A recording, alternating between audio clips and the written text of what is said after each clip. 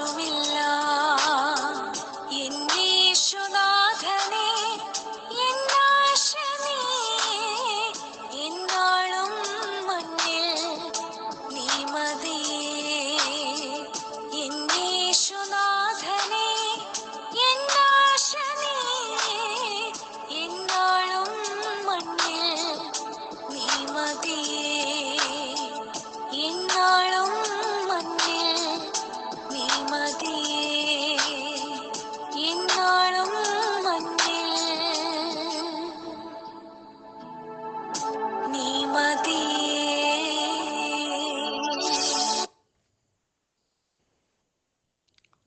അത്യുന്നതങ്ങളിൽ ദൈവത്തിന് മഹത്വം, ഭൂമിയിൽ ദൈവപ്രസാദമുള്ള മനുഷ്യർക്ക് സമാധാനം. സഭാപ്രസംഗികളുടെ പുസ്തകം 3-ാം അധ്യായം 9-ാമത്തെ വാക്യം നമ്മൾ ഇങ്ങനെ വായിക്കുന്നു: അവൻ സകലതും അതതിൻ്റെ സമയത്ത് ഭംഗിയായി ചെയ്ത് നിത്യതയും മനുഷ്യരുടെ ഹൃദയത്തിൽ വച്ചിരിക്കുന്നു. സഭാപ്രസംഗി 3:9. അതിനോട് ഒത്തുവരുന്ന ഒരു വചനം സക്രിയ പ്രവാചകൻ സംസാരിക്കുന്നുണ്ട്. സക്രിയ പ്രവചനം 12-ാമത്തെ വാക്യം: ഭൂമിയുടെ അടിസ്ഥാനം ഇടുകയും മനുഷ്യൻ്റെ ആത്മാവിനെ അവൻ്റെ ഉള്ളിൽ നിർമ്മിക്കുകയും ചെയ്തിരിക്കുന്ന യഹോവയുടെ അരുളപ്പാട് എന്ന് നമ്മളവിടെ വായിക്കുകയാണ്. അത് ദൈവം പ്രവർത്തിക്കുന്ന ദൈവമാണ്. തീക്ഷ്ണതയുള്ള ദൈവം, പ്രവർത്തിക്കുന്ന ദൈവം. യോനാഥൻ എഡ്വേർഡ് എന്ന് പറയുന്ന കർത്താവിൻ്റെ ദാസൻ്റെ പ്രസംഗ വിഷയം തീക്ഷ്ണതയുള്ള ദൈവം, പ്രവർത്തിക്കുന്ന ദൈവം എന്നുള്ളതായിരുന്നു. അദ്ദേഹത്തിൻ്റെ പ്രഭാഷണങ്ങളിലെല്ലാം തന്നെ, എല്ലാ പ്രസംഗങ്ങളിലും ആ വിഷയം താൻ ഊന്നി സംസാരിക്കുമായിരുന്നു. ദൈവം തീക്ഷ്ണതയുള്ള ദൈവമാണ്, പ്രവർത്തിക്കുന്ന ദൈവമാണ്. ഇവിടെ എന്താണ് സഭാപ്രസംഗി പറയുന്നത്? അവൻ സകലതും ചെയ്യുന്ന ദൈവം, പ്രവർത്തിക്കുന്ന ദൈവം എന്ന് നമ്മൾ വായിക്കുമ്പോൾ, യെരമ്യാവിൻ്റെ പ്രവചനം 51-ാം അധ്യായം 15-ാമത്തെ വാക്യത്തിൽ അവൻ തൻ്റെ ശക്തിയാൽ ഭൂമിയെ സൃഷ്ടിച്ചു എന്നും അവൻ തൻ്റെ ജ്ഞാനത്താൽ ഭൂമണ്ഡലത്തെ സ്ഥാപിച്ചുവെന്നും തൻ്റെ വിവേകത്താൽ ആകാശത്തെ വിരിയിച്ചുവെന്നും നമ്മൾ വായിക്കുന്നു. 1 സൃഷ്ടിച്ചു, 2 സ്ഥാപിച്ചു, 3 വിരിയിച്ചു എന്നുള്ള 3 ക്രിയാപദങ്ങൾ യെരമ്യാ പ്രവാചകൻ കൊണ്ടുവരുമ്പോൾ ദൈവം പ്രവർത്തിച്ച പ്രവർത്തനങ്ങളെക്കുറിച്ചാണ് അവിടെ നമുക്ക് മനസ്സിലാക്കുവാൻ സാധിക്കുന്നത്. അവൻ തൻ്റെ ശക്തിയാൽ ഭൂമിയെ സൃഷ്ടിച്ചു, അവൻ തൻ്റെ ജ്ഞാനത്താൽ ഭൂമണ്ഡലത്തെ സ്ഥാപിച്ചു, തൻ്റെ വിവേകത്താൽ ആകാശത്തെ നിയമിച്ചു എന്ന് നമ്മൾ വായിക്കുന്നു. ഇന്ന് രാവിലെ സമയം നമ്മൾ ചിന്തിക്കുന്ന 1-ാമത്തെ ചിന്ത ദൈവം ചെയ്യുന്ന, പ്രവർത്തിക്കുന്ന ദൈവമാണെന്നുള്ളതാണ്.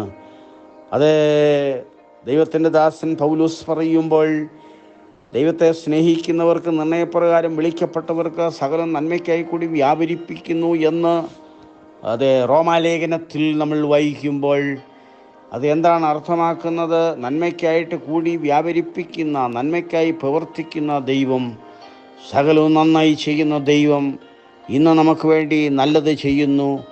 നാളെ ദൈവം നമുക്ക് വേണ്ടി നല്ലത് ചെയ്യും. അത് നമ്മുടെ ജീവിതത്തിൽ പ്രവർത്തിക്കുന്ന, ചെയ്യുന്ന ദൈവം. അത് 1-ാമതായിട്ട് ദൈവത്തിൻ്റെ ദാസൻ പറയുകയാണ്, ദൈവം ചെയ്യുന്ന ദൈവമാണ്. 2, ദൈവം സകലതും അതതിൻ്റെ സമയത്ത്. പ്രിയമുള്ളവർ, സമയത്തെന്നുള്ള വാക്ക് പ്രത്യേകിച്ച് കുറിക്കൊള്ളേണ്ടതാണ്. സമയത്ത് ചെയ്യുന്നു. നമ്മൾ സമയത്തെക്കുറിച്ച് പഠിക്കുമ്പോൾ ടു ഏർലി, വളരെ നേരത്തെ; ടു ലേറ്റ്, വളരെ താമസിച്ച്; ഇൻ ടൈം, സമയത്ത്. ഈ പ്രയോഗങ്ങൾ നമ്മൾ സാധാരണ നമ്മുടെ ശൈലികളിലുണ്ട്. ടു ഏർലി ആയിട്ടല്ല, ടു ലേറ്റ് ആയിട്ടല്ല, ഇൻ ടൈം. ഇന്ന് രാവിലെ സമയം ദൈവത്തിൻ്റെ ആലോചനയുടെ മുൻപിൽ നമ്മളെ സമർപ്പിക്കുമ്പോൾ നമുക്ക് വേണ്ടി സമയത്ത് പ്രവർത്തിക്കുന്ന ദൈവം. അതെ, ദൈവം സമയത്ത് പ്രവർത്തിക്കുന്നു.